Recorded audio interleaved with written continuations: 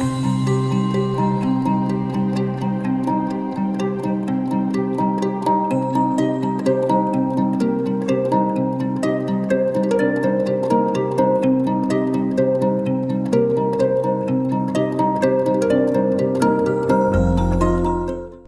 guys, how's it going? I'm the Tomeister, and welcome back to Timbukton and episode 65 of the series.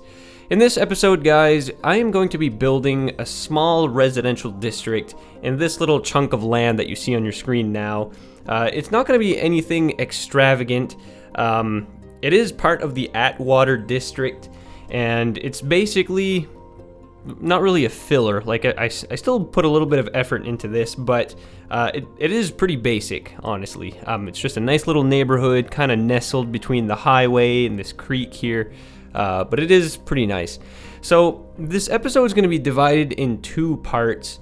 The first part is we're going to finish this district, and the second part is we're going to work on the city's road infrastructure in preparation for the next few episodes to come. So basically what I want to get into soon here is expanding Timbukton further north. And in order to do that, I have to make some changes and some small preparations on the city's road network to be able to get into those northern districts in the near future. And this is kind of part of that expansion as well, this little district here. It's all part of the expansion project, I guess, for the city. And this district as well will kind of act as a buffer between the city's newer suburbs and all of like the old house styles that you would find on the Timbukton Peninsula. So nothing too crazy going on here. This episode's mostly like a preparation episode for what's to come in the near future. And I tried to make everything look like the highway kind of disturbed this entire area. You know, it may have been put in the late 70s maybe or late 60s. I'm not really sure. But I made this district to look as if the highway just kind of plowed right through it at some point.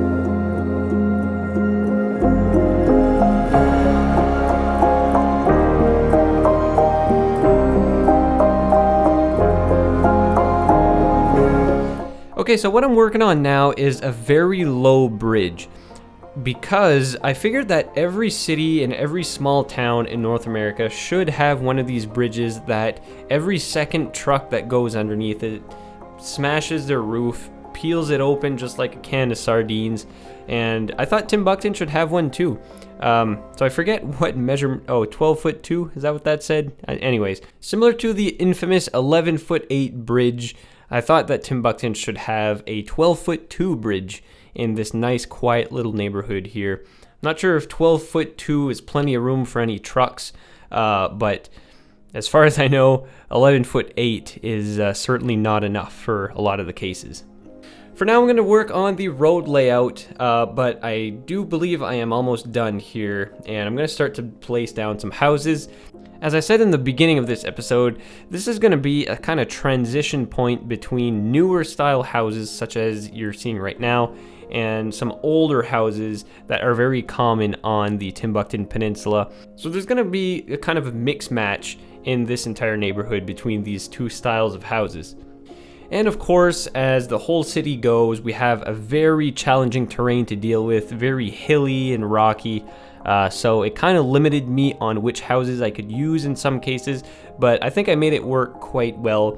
There's so many different sizes and styles of houses on the workshop that you can pretty much find something for every situation.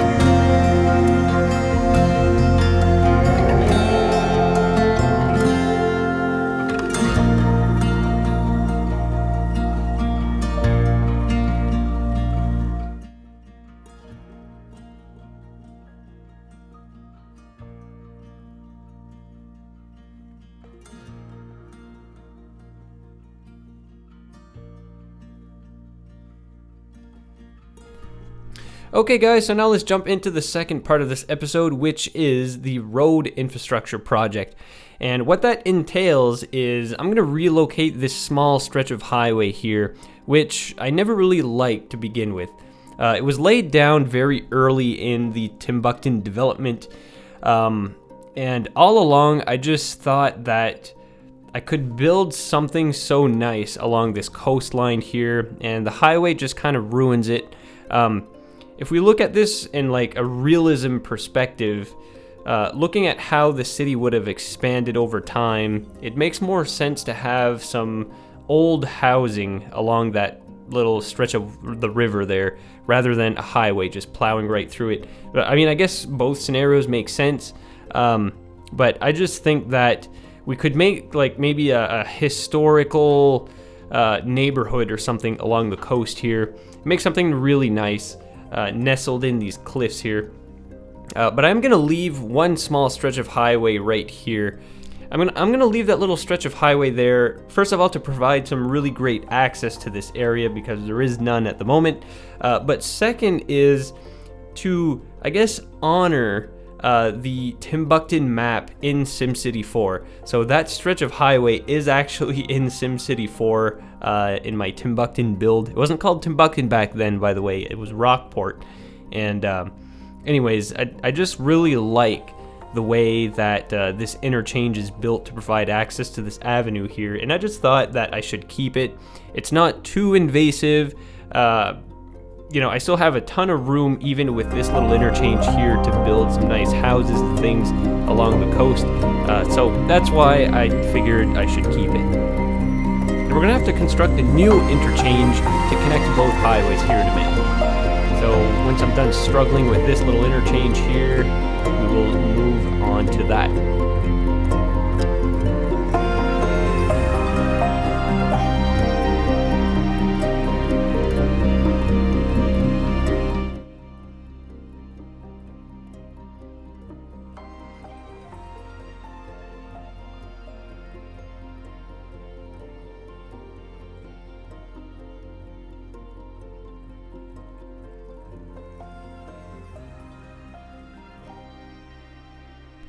So this interchange is not anything special. It's kind of like a compact diamond interchange. It's probably going to be the busiest in this area anyways because it's one of the easiest way to get across the city from this neighborhood. So you just hop on the highway, and from then on you have like 10 exits all around Timbukton until you're on the other side of the city. So I'm assuming this area may get a little congested at some point, but that is okay because it just adds to the realism. You know, terrible design is just something that is so common in every city in the world pretty much. So why not add it in Timbukton, right? So nothing too fancy is going on with this interchange. It was pretty easy to build. I've built so many diamond interchanges in my day that it just comes naturally at this point. But this interchange here that we're gonna get into is a little bit more complex. It's gone through probably 4 or 5 different iterations. I tried basing it off of various interchanges around the world, but they didn't really work out too well. They were either too big or too complex, or I just didn't really like the way that they fit into the area. So the layout that I chose and that I ended up keeping was just a basic Y interchange. The city has one, it's in Burton. I try to make different styles of interchanges throughout the city just for fun really, just to have like a nice collection of different kinds of interchanges. But for this interchange here, I decided to go with kind of a lopsided Y interchange. And I actually really like the look of this one. I'd say it's one of the best that I have ever built, in my opinion, just judging by the way it looks. And using these highway textures here, it makes building these kind of interchanges a little bit easier to get to where they look pretty realistic. So, I mean, all in all, I actually really had some fun building this interchange. It took me like, I don't know, maybe 3 hours, not to build this one here, but just to build an interchange and to find out I don't like it and then destroy it and start over again. I had to do that like 4 times, I think, before I settled on this one. I think that I spent about 4 hours going through that process.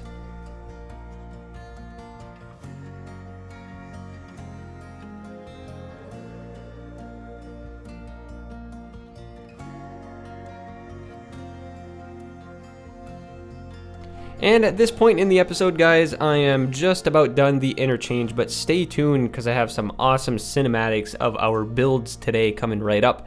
And I'll also take a second to announce that I have some pretty cool things coming up on the channel. I have a couple of guest builds that are planned out. They're in progress and they should be released fairly shortly.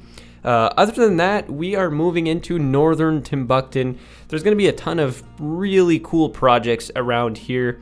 I'm probably not going to focus just on this area for the next while though. I'm probably going to jump around from here and other places on the outskirts of Timbukton, but we'll just see how that goes. So with all that being said, guys, I thank you so much for watching. Give this video a thumbs up if you enjoyed it, and also be sure to subscribe to the channel. Check out my Patreon as well if you'd like to support the channel even further. So with all that being said, until the next episode, take care, guys.